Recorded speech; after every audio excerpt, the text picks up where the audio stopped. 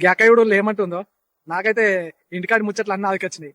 వాళ్ళ పగున్నోళ్ళు ఉంటే వాళ్ళు మన ఇంటి ముంగటికి వెళ్ళి పోతే ఎంత ఆని తిడతారు, కుక్క మీద పెట్టి లేదంటే మన పిల్లల మీద పెట్టి ఎన్నో రకాలుగా తిడతారు. నాకైతే భలే అనిపించింది, అన్ని ఆదికొచ్చినాయి ఇంటికాడి. ఒకసారి ఈ వీడియో ఉంది, కంపల్సరీ లైక్ అండ్ సబ్స్క్రైబ్ అయితే కంపల్సరీ చేసుకోండి, సరేనా? నవ్వుకోండి అందరు.